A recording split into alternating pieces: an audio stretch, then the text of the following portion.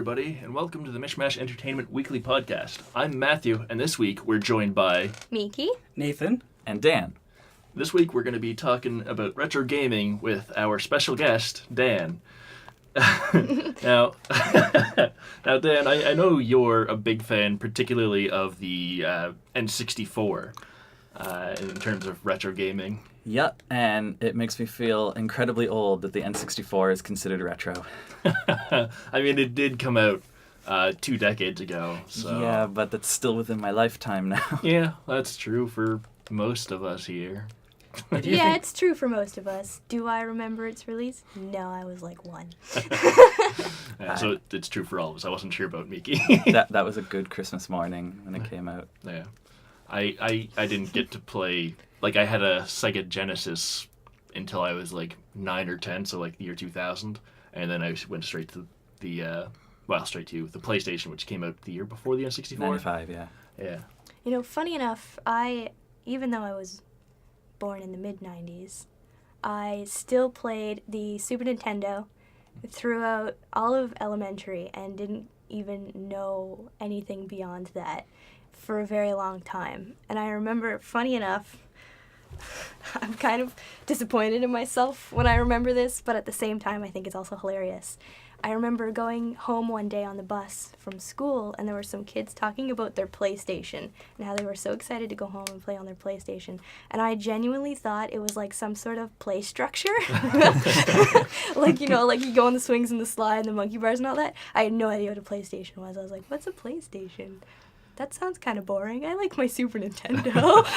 I didn't have any Sony consoles, but my uncle had a PlayStation, and it was just, the only games he had were what the equivalent of Forza is today. I think it was called Gran Turismo back then. Mm-hmm. So I thought a PlayStation was for grown-ups who want to pretend to drive cars, until Scott Ellerington had one with Crash Bandicoot and Spyro, and then you guys had, pointed to Matt, sorry, yeah. Matt here and his brother had PlayStation consoles, so I got my fill of PlayStation content there. Yeah. I think by the time we started hanging out... No, I think we had the original PlayStation the first year or so. Yeah, PlayStation 2 was on year 3. Yeah, something like that. Yeah. Honestly, these days, I'm not really much of a retro gamer. I love my modern games, though I do play some older games that aren't retro, but they certainly look at indie games and things like that. Super Meat Boy. Castle Crashers. I get really, really angry at Super Meat Boy. I'm not good at controlling my rage when it's one of those things, the things that usually irritate me for most games is, at least nowadays, is when the game feels like it's cheating, but that is not the case with Super Meat Boy. Super Meat Boy, you earn every death, and I'm just like, why am I so bad? Oh, I love every time you finish a level, it reminds you of all of them. There's a nice little montage of all your deaths at the end of each stage. Here's how bad you are. I have never played Super Meat Boy because the thing that I hate the most in games, which is incredibly sad because it kind of knocks out a lot of games, is I just can't wall jump. Okay. For the life of me, I just can't do it. I've never really been able to do it, and I just can't. So have you seen gameplay of it though? Do you know Super what we're Meat talking Boy? about? Oh yeah, no, I totally know the game. I've watched people play it. I've watched Let's Plays and stuff. I just can't do it myself. Have you played Shovel Knight? I played it briefly at your place. Oh, that's right. Yeah. I force everyone who visits to play Shovel Knight if they haven't yet. Yeah. I've heard fantastic things. I never got to try it yet. I keep meaning to pick it up, and I haven't, and that's an awesome retro-inspired game. It's Mega Man's gameplay with DuckTales combat in Super Mario Bros. 3's Overworld with Mega Man 2's soundtrack. Yeah, that sounds That's a big mash of a lot of games. Yeah. I kind of sidetracked us there, but I think the first thing we wanted to talk about was our favorite retro games, which I'll go last while I sit here and try to think of my favorite retro game, because as I said, not much of a retro gamer. Well, a lot of my favorite games are on the N64, but out of protest with calling my childhood retro, I'm going to go back to the Super Nintendo and just say Donkey Kong Countries 2 and 3. 2 if I had to pick one. Solid choice. I also thought 2 was a very good country game. Yeah. I think one of my all-time video games favorite video games of all time. All-time video games. All-time video games.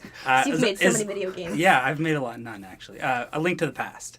That's a good one. A lot of people say Ocarina of Time is their favorite Zelda, and it was fantastic, but Link to the Past, that gets me. I can't.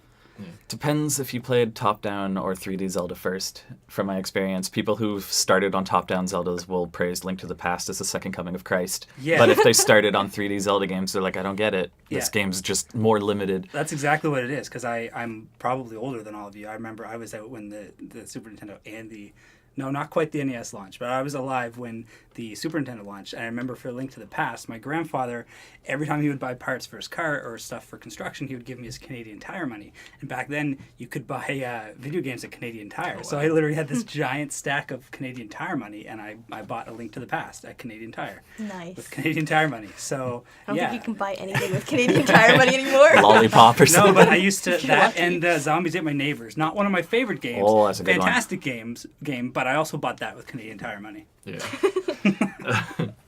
Wow. Yeah, no, I don't think I've ever bought anything with Canadian Tire money, but then again, I'm a fat, uncoordinated nerd, so I don't really spend much time at Canadian Tire. Surprise, surprise. But yeah, for retro gaming, for me, looking back on it, even growing up, I didn't really play most of like the classic games most people associate with classic gaming. I don't know what happened, how I managed to avoid all of them outside of... I played a lot of Sonic games when I was younger, and I used to really love those, the old 2D scrolling ones. Yeah. Because, like I said, I had a Sega Genesis for the longest The time. Sonic the Hedgehog series. Yeah. Other than that, I remember playing the Spawn and Super Nintendo game. I don't I know. remember that. That was good. Yeah, it was a lot of fun. I'm awful at platforming. Dan can attest to this. I can't platform with a damn, so even the platforming that game would occasionally give me more than a little bit of a problem. Did you ever get to play Turtles in Time? Oh my gosh. Maybe. That so good. was the game everyone who had a Super Nintendo had. They're really bright colors, like orange and blue ninjas and stuff were the enemies. There were two ones that I played, two Ninja Turtles games I played. I couldn't tell you which ones they were. One was like very kind of blocky graphics, not super good graphics, and the other one was like you had like full sprites of the turtles that were very easily identifiable as the So turtles. that's the NES one where you have to like swim through the electric seaweed and it's unbelievably difficult. Yes. That's the NES one, and then the other one is probably Turtles in Time. Probably. Like I said, it's been... Turtles and 25 years. Yeah. Well, I mean, I'd be one if that was the case, but since I played it. Similar to Turtles in Time, the Turtles arcade game, I think. I don't know if that ever got released on the Super Nintendo. But That's still Turtles in Time. is it? Yeah, I thought the that was a Super different Nintendo game. one's a port of the arcade game. The more you know. Yeah. I know. Just talking about arcade games, because arcades were still a thing when I was younger. Like, I used Nick to go Mall down... had one. Yeah. Nick McMall did have one. It was Yeah. like sparklers That was or an something awesome like one, that. yeah. Loved it. That's where I went a couple times, not that often. And there's also I want to say it was a laser tag place that also had an arcade that I went to occasionally. And I remember playing the Dungeons and Dragons arcade game, and it's so good. I mean, it's not really Dungeons and Dragons because you can play the character dwarf, which, if anyone knows D&D, that is a race, not a class. It doesn't determine any of your abilities. You are clearly a dwarf barbarian or an elf ranger, I believe. It's been a long time, so Is I that don't know. Chronicles of Mystara? It might be. Names are gone. They Names remade it for Steam, and I bought it on Steam a little while ago. I didn't know there was a D&D arcade game. I knew there was like Dragon's Lair where like stuff would like glow and you would hit the button to like swing your sword at it. No, the Dungeons and Dragons was not an adventure game like Dragon's Lair. It's a side-scrolling. Anyone play Golden Axe? That's another good game. I spent a lot of time playing Golden Yeah, Axe. like ActRaiser. Yeah. But yeah, it's that kind of game where you just walk side to side and you get into fights, and there's a lot of arcade games like that. So now you guys are talking about arcade games and all these like Super Nintendo games I've never even heard of. Yeah. But even though I grew up with a Super Nintendo, it was actually my mom's Super Nintendo from when she was a kid because she was still pretty young. Sorry, Dan, to make you feel old. Makes him feel old. Oh, Yes. Oh Yeah. my goodness. Well, he's reacting. Yeah. But anyways, so she had all of the, what I like to call the good games, because those are all I really knew until I was like 12. But she had like Donkey Kong Country, all three of them. We had Super Mario All-Stars with World. the best one. Yeah, I played a lot of time into that game. Oh yeah. And then I really hated it because we didn't have like a stand or anything to put the Super Nintendo on, so sometimes it would be on the floor. And then I had a little brother who didn't care. And he would, like, trip over the controller cords. And then all of the data would be lost, and I just cry. But she also had, like, Super Street Fighter, and... Streets of Rage. She... Oh, I just remember Streets of Rage. That's another big one for me. She also had Lemmings. I don't know if you guys know about Lemmings, but Lemmings is, like, the rage of my childhood. I hated it so much because I couldn't figure out how to make it work. Yeah. But my favorite is probably Super Mario World, as boring as that sounds. But I put so much time into that. The Super Nintendo Classic just recently came out, and Super Mario World alone is going to sell that thing. Don't even worry about it. It's already sold out of pre-orders because Nintendo but sucks it's at stock. not completely sold out of pre-orders. It went up on Walmart last night at midnight, and I'm like so close to buying one. If it's still there when I get home, I'm probably getting that one. I was hearing people saying that Walmart had already sold out. That was people. It wasn't sold out this morning. That was in the States. I didn't know that. I would have bought one had I known. I would get it just for Star Fox 2 because that's what I want. Because I have. Is it a new game? Yeah, Star Fox 2 never actually came out. Yeah, I knew it never came out, but that doesn't mean it's new. Yeah, I mean it's new as in no one has ever played it before. Okay. Yeah. Well, I mean the developers played it. They don't count. The developers also had that like a disc ROM attachment for the N64. Yeah. We don't have that. The Star Fox 2 had a bunch of unique ideas, like the wings of the ship folding down and turning into feet in the ship walking around and stuff. What? And they recycled all of those ideas for Star Fox Zero on the Wii U that came out last year. And people liked the ideas so much that they were like, hey, how about we just release Star Fox 2? How are we going to release a Super Nintendo game in 2017? I just want to say that is a terrible idea. You would damage your wings and then you couldn't fly. Do you know how delicate flying is? Particularly in space, re-entry, and all of a sudden your wings just fly off because it's slightly dented. This is a franchise where the characters had their legs removed and replaced with robotics so that they wouldn't experience as much G-force because the blood wouldn't have as far to travel with the absence of their feet. That sounds like a terrible idea. God. Yeah. I think I've heard about that before, but at the same time, I'm trying to picture them when they're like walking down the hallway at the beginning of the game. I'm sure they have pants on to cover their creepy robotic legs. I can't remember even seeing the waist down. It's why Fox's kicks hit so hard in Smash Bros. He's literally got robot legs. Oh, that makes sense. That would make more sense.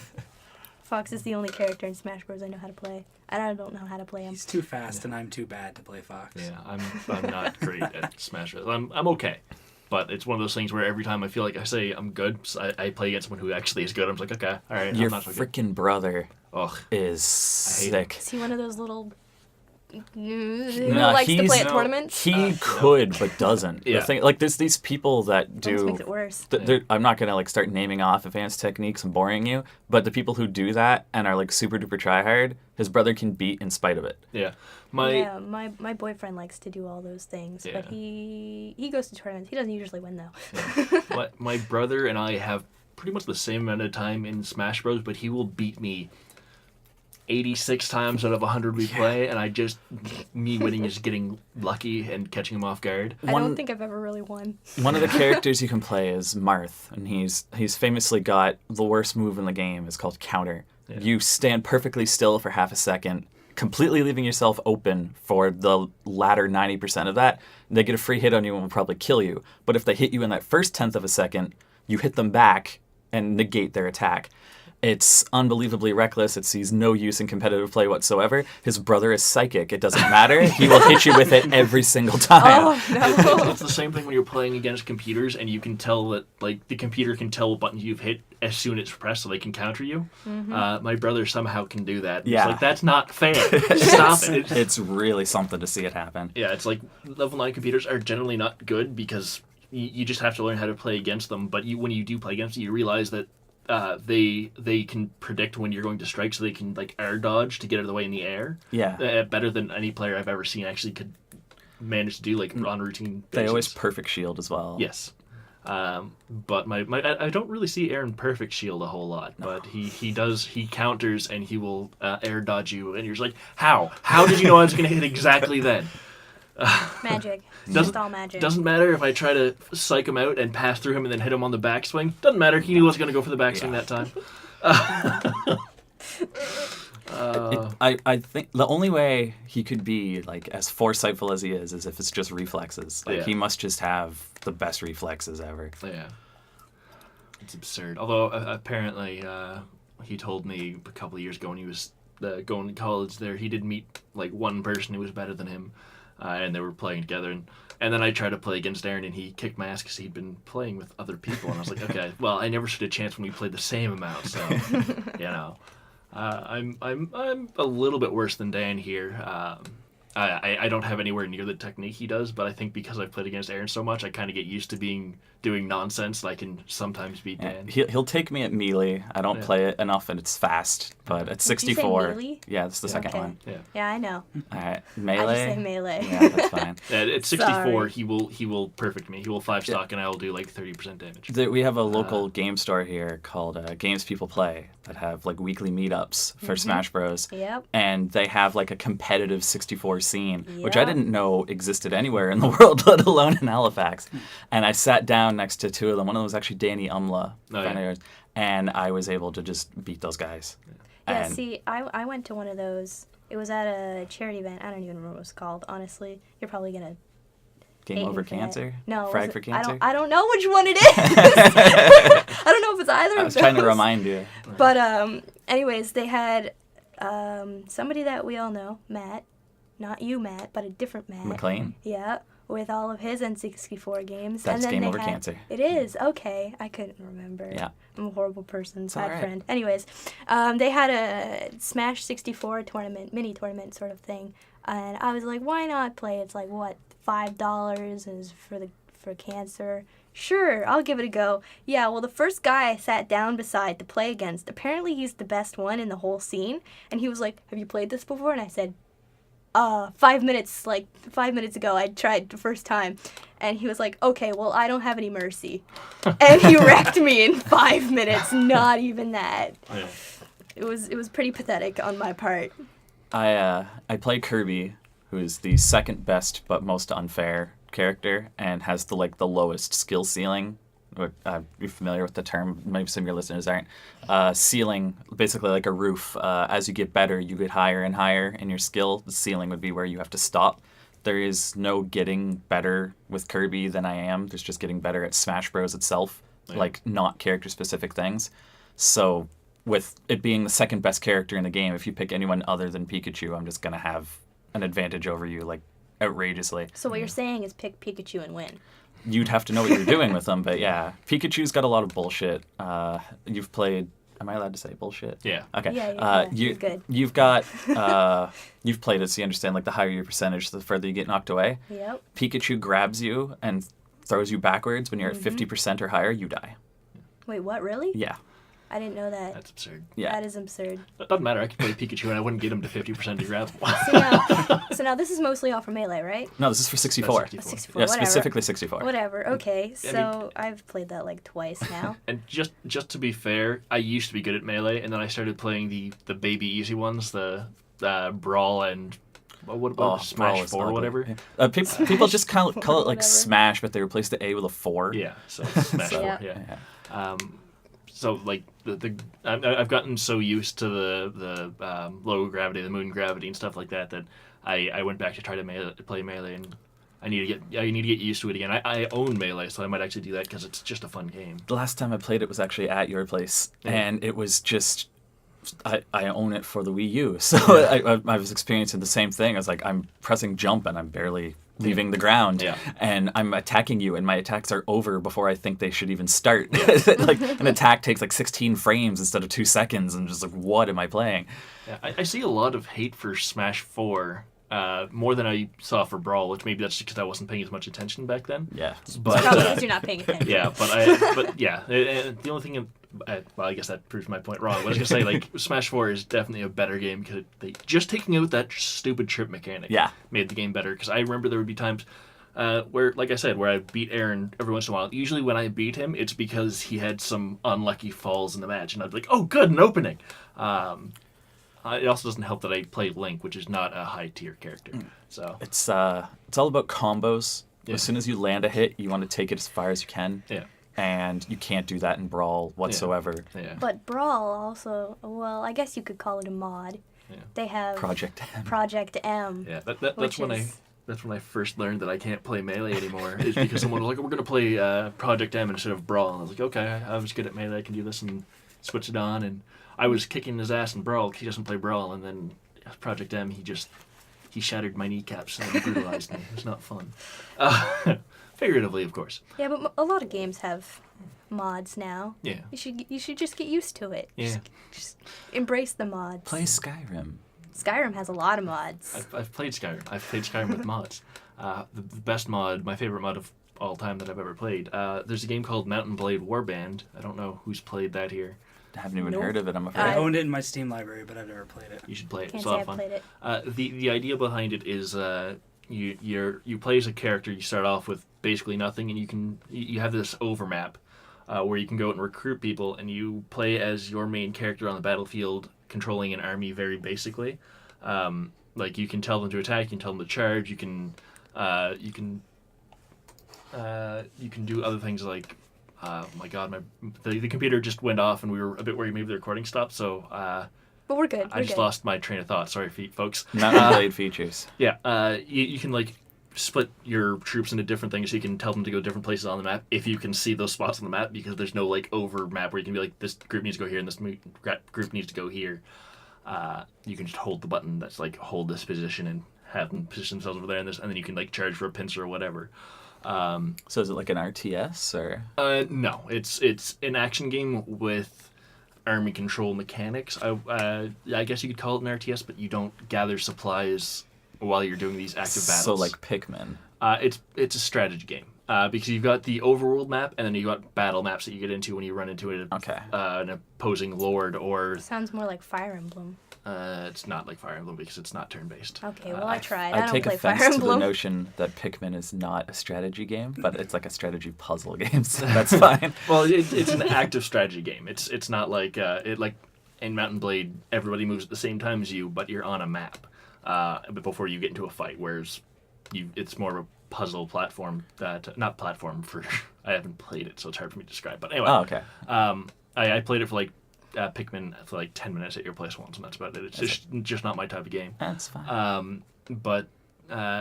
And for that, there's a mod called Floris, which expands the number of troops you can have, because every troop there's 5 nations, and the nations each have troop trees where you can have your troops specialized into archers, infantry, or cavalry, and then further into light cavalry, horse archers, heavy cavalry, And shields, two-handed swords, stuff like that. And the mod adds a Fire Nation.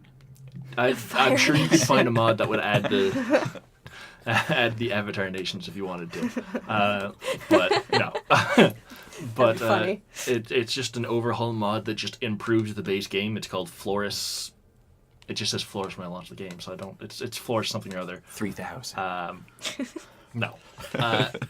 And that's just like it takes an already good game and makes it fantastic, except for the fact that when you start out brand new, for whatever reason, the Floris people were like, we're going to make it so you have to occasionally run into groups of 60 looters with your 12 basic units that die. The largest battle size you can get to is 150 units, which is why I said it's... Good lord. Yeah, like there's a lot of bodies on there, and you can die real easy. Sounds very processor intensive. It would be if it wasn't a really old game that... yeah, I'm sure it was, and its graphics are not great, like some of the derpiest faces I've ever seen. I just love creating a new character and hitting randomize until I get the dumbest looking face, because they're all really dumb, and then some of them are worse than others. Is it GoldenEye bad? No, it's just newer than GoldenEye. GoldenEye's got some bad faces. Oh, yeah. They're just like 4 kilobyte sprites stretched over a model. Yeah, but that's the limitation of the N64. Like this game was released like like 2-dimensional flat picture. Yeah. So bad. This game was released after I got out of high school, so it was post 2008. So There's hope. Yeah. There's hope that it's not as bad as GoldenEye. Yeah. Man, biggest disappointment in probably my entire gaming life was when you and your brother bought GoldenEye for the Wii. Oh. And we brought it home and tried to play it. And we booted up the multiplayer. We were so hyped. Like, oh my god, like modern GoldenEye. We've got like the nice gold controller. It's the worst game. Don't think we played it for more than 20 minutes. We were like, what is this shit? It's the most boring, just generic shooter in the world. Yeah.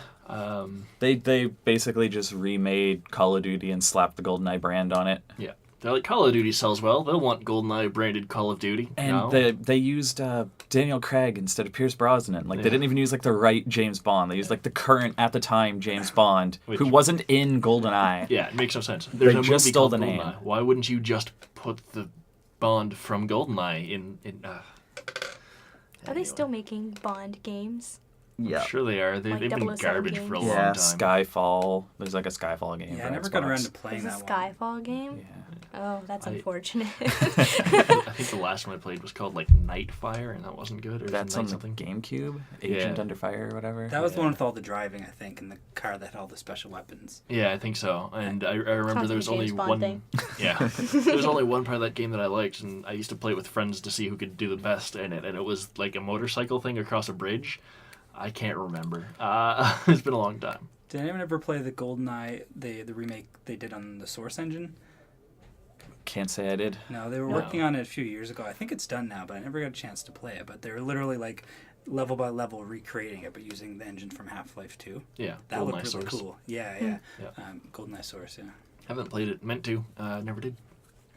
Mostly because I don't think they can officially put it on Steam. You have to go download it somewhere else. Yeah, I think that's what stopped me originally too. Yeah. Yeah. I'm not terribly big on shooters. Yeah. Like, I didn't play Half-Life. I played Team Fortress 2 a little, like, not for me. Overwatch looks amazing.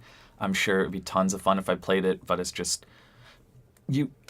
Your first shooter is going to be the hardest one for you as you, like, get used to, like, aiming mechanics, and then that skill transfers from game to game, and I get thrown into a pool of, like, hundreds of people who already know how to do that and just get demolished, and I'm in the game too late. Yeah, I'm the same way. I'm not really much of a shooter person. I played Overwatch for a while, and I was able to keep up right up until 2 weeks after launch, when people started getting used to the small details that you have to adjust to in a first-person shooter. And then all of a sudden I went from being a productive member of my team to being a drag. Yeah, just a liability. Yeah, you like- spend more time dead than playing. Yeah. I have that issue with all first-person shooters. Yeah. I didn't like the kinds that came out when they started making like first-person shooters. I didn't play much of 007, although that one wasn't so bad. But like Call of Duty and that, I didn't give a care. Yeah. Not a single care. So now I have no idea how to play first-person shooters. I've played a game, and I was like, I think it was Halo, and my friend we were playing multiplayer. He was standing like right behind me, and I couldn't find him. It was pretty pathetic. I call it the 2006 shooter because they've all been the exact same since then. For you listeners at home, which game am I talking about? B is a single punch that if you hit them in the back, they'll die in one hit. The right trigger will shoot your gun. The right bumper will fire a grenade. The Y button will reload, and the X button will switch your weapon. And the X button is jump. The left joystick moves around. The left trigger fires a grenade, and the left bumper will change grenades. Which game is it? I mean, The answer is all of them. you're describing a competent set of controls. Yeah. That happened. It'd be the same thing if I was talking about a side scroller and I said A to jump and left and right. Three shots to the head kills you. One melee to the back I don't know kills you. shooters that well, but It's all Me of them neither. still. Yeah. It's every Call of Duty and Halo game since 2006. Yeah. You can come from one to the other seamlessly. Yeah. And the big thing that changed that like Halo 1 had and Halos 2 and onward didn't was a health bar. In Halo 2 and onwards, if you get gunned down like crazy, you have this shield that drains. But then after a cooldown period of like 2 to 3 seconds, it will regenerate back to full. And what this means is if I hide in a corner and aim my gun at the only entrance, as soon as you walk in, I'm going to shoot you. You go down, if we have 3 health, you go to 2, you shoot me back, I'm at 2, I shoot you, you're at 1, and so on. You'll die and I'll have 1 health left. And by the time you respawn and get back to me, I'm back at 3 health, and the process repeats. I'm going to shoot you first as you enter the door. This creates camping, the number one most complained about thing in shooters. Whereas in something like Halo, where your health bar depletes and doesn't come back, or things like GoldenEye, you're forced to actually leave the room and explore and find health and pick it back up. counterpoint, camping was a thing in Battlefield 2, and that game, Battlefront 2, sorry, Star Wars Battlefront 2, and in that game you didn't just automatically restore health. Did you die in one hit? You could, if you got a headshot with a sniper rifle, but that's what it was. Camping used to be a sniper thing, mostly because also Battlefield is not only it's a ticket-based system, but there's also objectives you can take that will. I think if you control I think if you control 4 objectives, the other teams ticket counter goes down. I can't remember. It's been a really long time since I played it. Camping is a result of lack of necessity to leave where you are. Yeah. And something where you have a limited amount of health. Yeah. If I can whittle down that health bar eventually, after I approach you enough times, you will be taken out. Yeah. And you can't just get things like a 50 kill streak that you hear about in games like Halo 3. Yeah, that is a bit ridiculous. It's the difference. The cutoff was 2006. That was the year that like Halo 3, Call of Duty Modern Warfare 1 came out, and every game since, whether it's Battlefield 1 or so on, they all just take the model, and it works. I get it. You want to make money.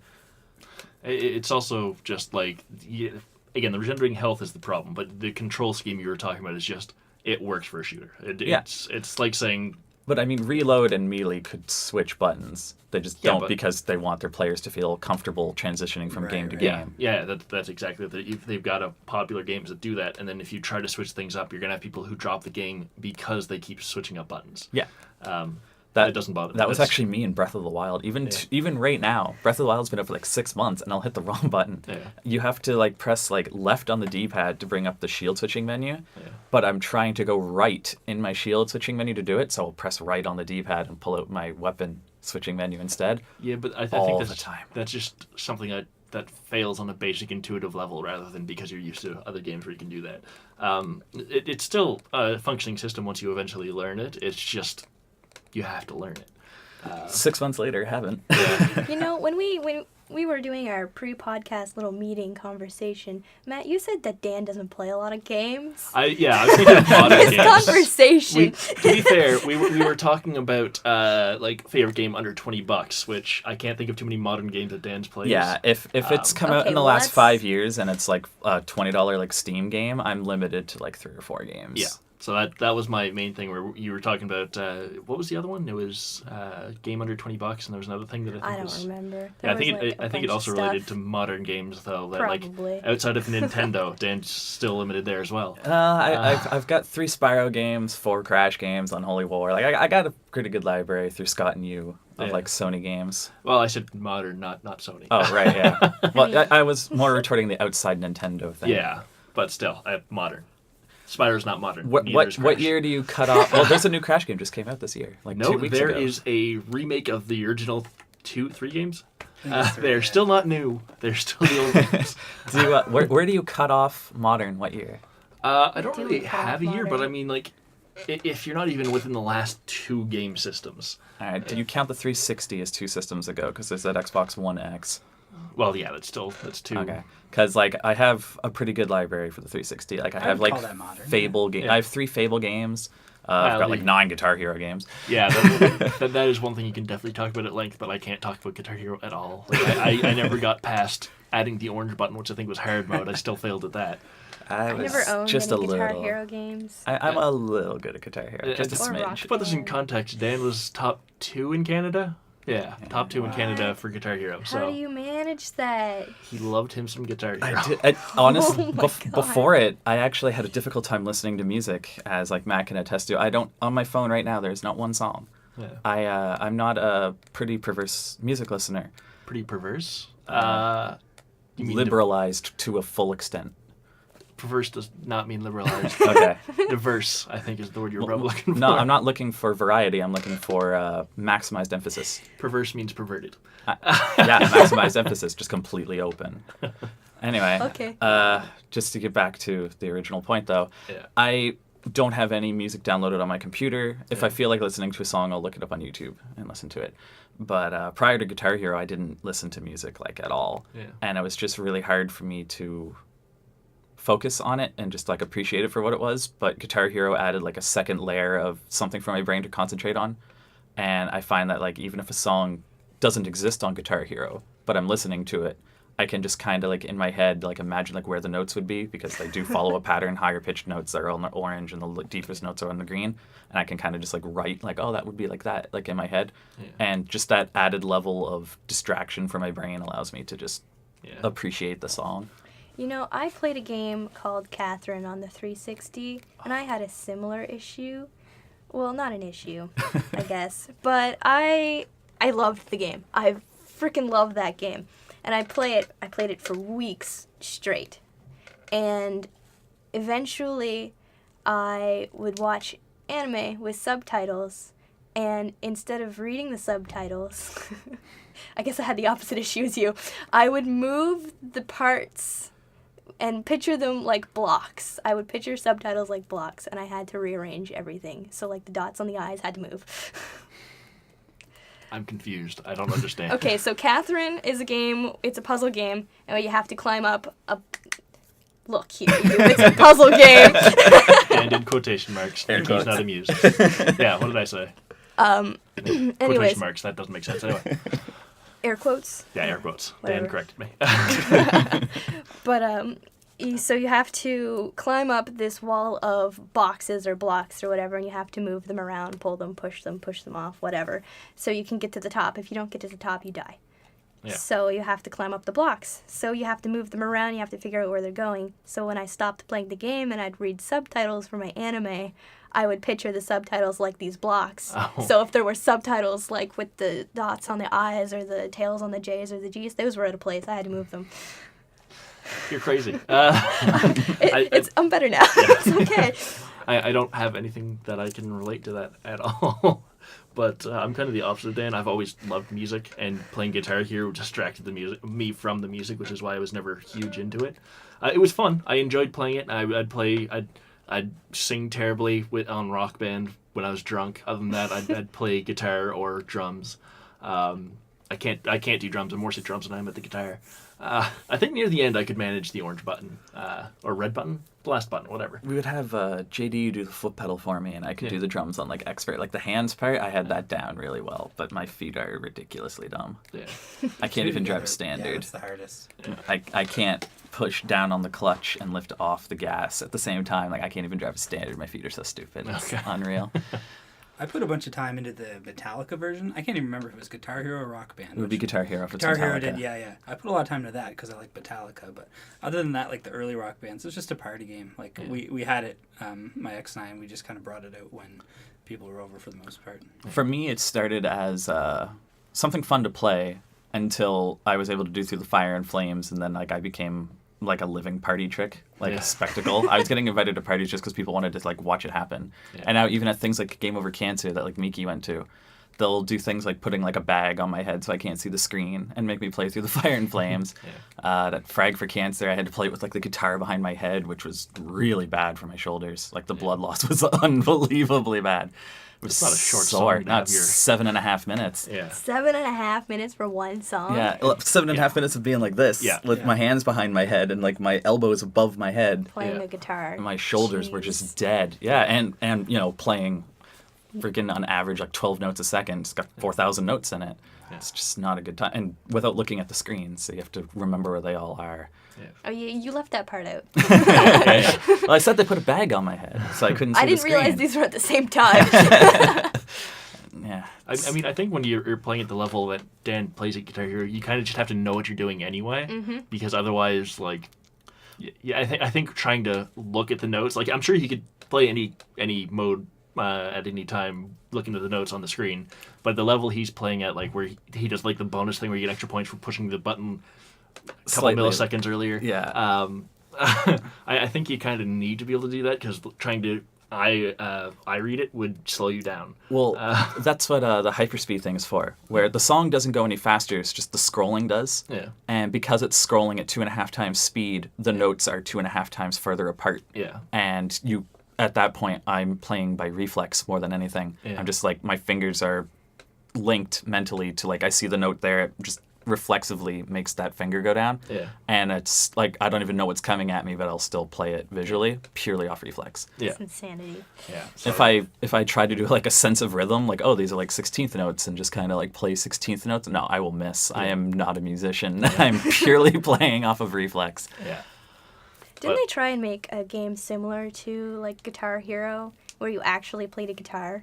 Rocksmith or something like that? There's Rock Band 3 has like pro mode, where they gave you like a guitar that had 128 buttons, like six tall and like 24 long. That's a lot of buttons. and like strings that you would like strum, and like a keyboard that was like 3 octaves wide, and like you could play like the actual songs as they're actually written. But there is, as you mentioned, Rocksmith, where I have that at home. You plug a patch cord with a USB on the other end into your guitar, and the USB either into a 360 or the PC, and it will just use the tone of your guitar to tell if you were playing the right note in the song or not.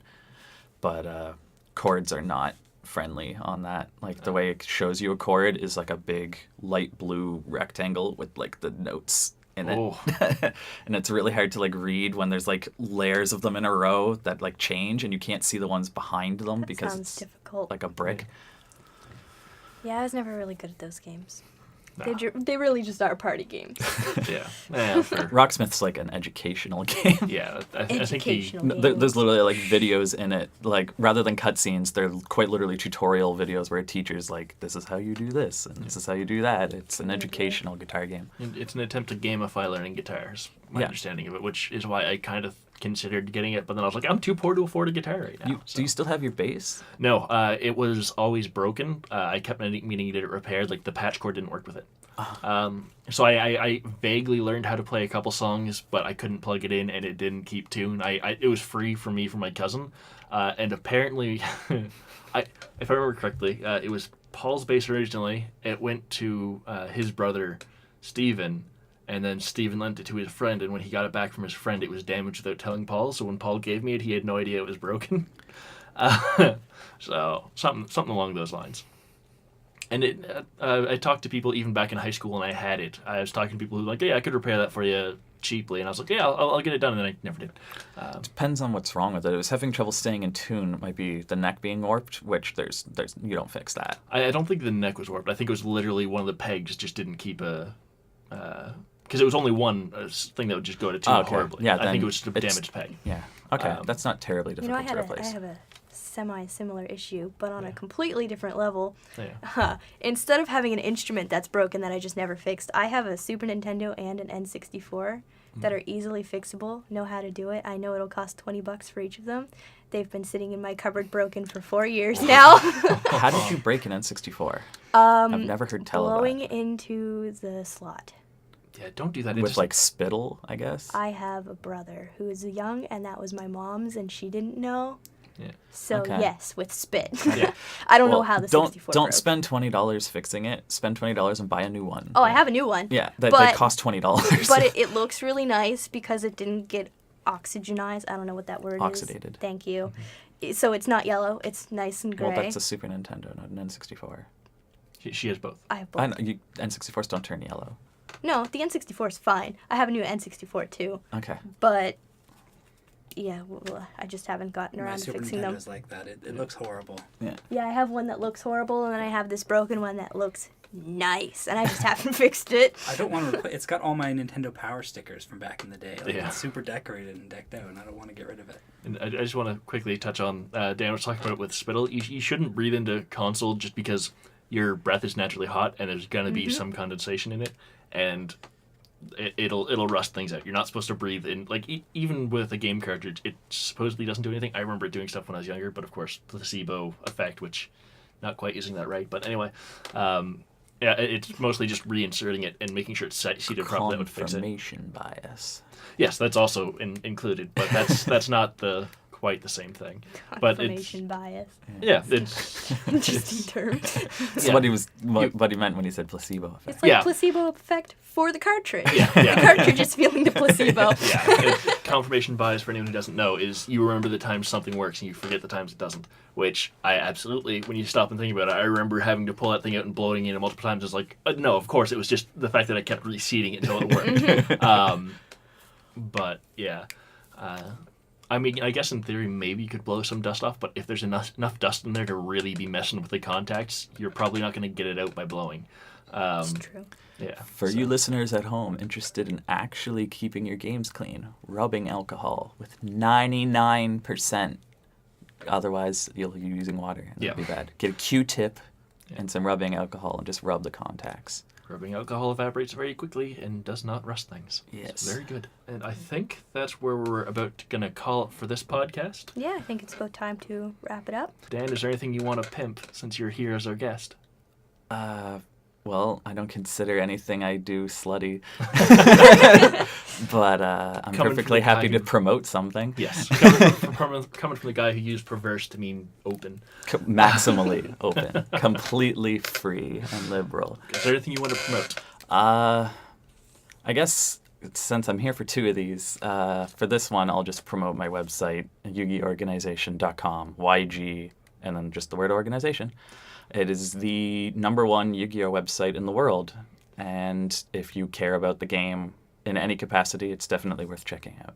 So not really something we need to help you promote since it's already super popular, but I figured I'd give you the chance anyway. Here's our guest. Thank Why you. not? Yeah, and I've been Matthew. I've been Dan. Nathan? And Miki.